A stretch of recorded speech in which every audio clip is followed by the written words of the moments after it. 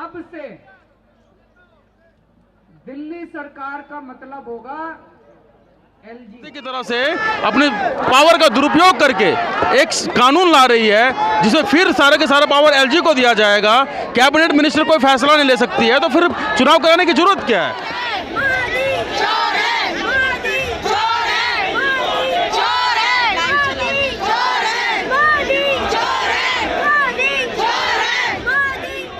तो भाई साहब फिर हमारा क्या मतलब होगा? फिर जनता का क्या मतलब होगा? फिर आपका क्या मतलब होगा?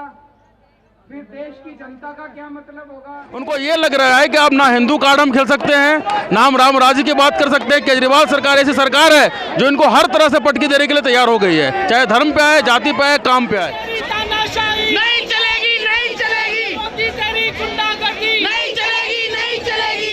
जब मोदी डरता है पुलिस को आगे करता है, जब मोदी डरता है पुलिस को आगे करता है। मोदी तेरी तानाशाही नहीं चलेगी, नहीं चलेगी। मोदी तेरी गुंडागर्दी नहीं चलेगी। मुख्यमंत्री कहाँ जाएगा? फिर चुनाव क्यों कराए थे? मुख्यमंत्री बनेगा प्रधानमंत्री। फिर चुनाव क्यों कराए थे? जनता लाइन में क्यों लगी थी? जनता ने वोट क्यों दिया था? जनता के वोट का कोई मतलब नहीं बचा। देश की सच्चाई सच छुपने नहीं देंगे। केंद्र की भाजपा सरकार ने संसद में अभी 3 दिन पहले एक कानून लेके आए हैं। उस कानून में लिखा है, एक बात तो लिखी है कि अब से दिल्ली सरकार का मतलब होगा एलजी।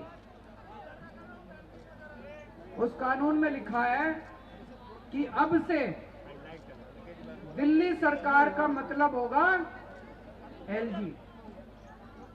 तो भाई साहब फिर हमारा क्या मतलब होगा? फिर जनता का क्या मतलब होगा? फिर आपका क्या मतलब होगा? फिर देश की जनता का क्या मतलब होगा? अगर दिल्ली सरकार का मतलब एलजी होगा तो दिल्ली की जनता कहां जाएगी? दिल्ली की जनता की चलेगी नहीं चलेगी? मुख्यमंत्री कहां जाएगा? फिर चुनाव क्यों कराए थे? मुख्यमंत्री बनेगा प्रधानमंत्री। फिर चुनाव क्यों कराए थे? जनता लाइन में क्यों लगी थी? जनता ने वोट क्यों दिया था? जनता के वोट का कोई मतलब नहीं बचा। जनता के चुनाव का कोई मतलब नहीं बचा। जनता की सरकार का कोई मतलब नहीं बचा। जनता ने 70 में से 65 सीट दी, उसका कोई मतलब नहीं बचा। अगर दिल्ली सरकार का मतलब एलजी होगा तो फिर तो जनता के साथ तो धोखा हो गया। आप लोग आज जंतर मंतर पर आए हुए हैं, क्या मांग लेकर आए? मांग ये है कि जिस तरीके से एक चुनी हुई सरकार की पावर को छीनने के काम की जा रही है मोदी सरकार के द्वारा, ये लोकतंत्र के खिलाफ है, ये संविधान के खिलाफ है। उसको लेकर के आज हम लोग जनता मंत्र पे इकट्ठा हुए हैं। आपको क्या लगता है, काम में बाधा डालने का प्रयास है क्या सर? पूरा प्रयास है, पूरा प्रयास है। जिस तरीके से पहले हम लोगों ने देखा है, पिछले 3 साल पहली जो सरकार थी हमारी 5 साल की, 3 साल तक ना हमारा ये मोहल्ला क्लिनिक पास होने दे रहे थे, ना हमारे ये सीसीटीवी कैमरा लगने दे रहे थे, ना हमारे ये वाईफाई लगने दे रहे थे, ना हमारे डोर स्टेप डिलीवरी चालू होने दे रहे थे। सबकी फाइल एलजी तक पहुंचती थी और एलजी वहां पे उस फाइल के ऊपर बैठ जाते थे।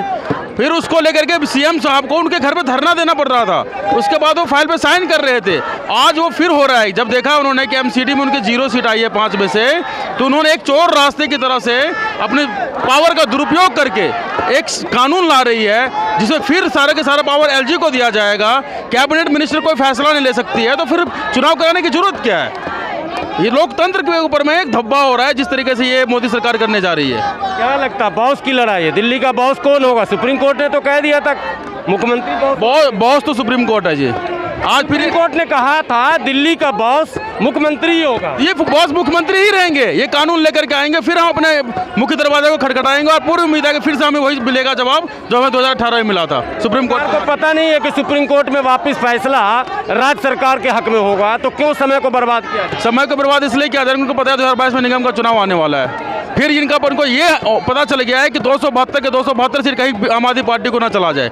इस वजह से ये पूरी की पूरी तरीका क्या, जिस तरीके से हम गुजरात में जीत रहे हैं, जिस तरीके से उत्तर प्रदेश में हमारा सीट आ रहा है, जिस तरीके से उत्तराखंड में आज इनकी रावत की नैया डूब गई है वहाँ पे मनीष सिसोदिया को जाने से, ये पूरी तरीके से घबरा गई आम आदमी पार्टी को। इनको लग रहा आपको कि केजरीवाल जी के स्पीड पर ब्रेक लगाने का प्रयास है? ये इनको ये लग रहा है कि इस बार जो हमारा बजट था, इन्होंने जिस राम को लेकर के एक नारा दिया था पूरे देश के अंदर में, आज राम राज्य स्थापना की बात केजरीवाल जी कर रहे हैं दिल्ली के अंदर में। उनको ये लग रहा है कि आप ना हिंदू कार्ड हम खेल सकते हैं, ना हम राम राज्य की बात कर सकते हैं। केजरीवाल सरकार ऐसी सरकार है जो इनको हर तरह से पटकी देने के लिए तैयार हो गई है, चाहे धर्म पे आए, जाति पे आए, काम पे आए, सब पे पटकी देने के लिए। चाहे काम की बात करो या राम की बात करो, केजरीवाल से नहीं जीत सकते। केजरीवाल से नहीं जीत सकते और आने वाले टाइम पूरे देश में ये इनका हाल होने वाला है कि इनकी थूथू होने वाली है। इस वजह से आज बजट के बाद ही कानून लेकर के आए हैं।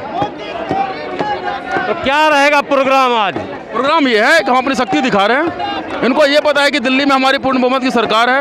अगर सरकार नहीं झुकी तो सरकार नहीं झुकी तो इनके घेर घेर के मारेंगे, वोट से मारेंगे।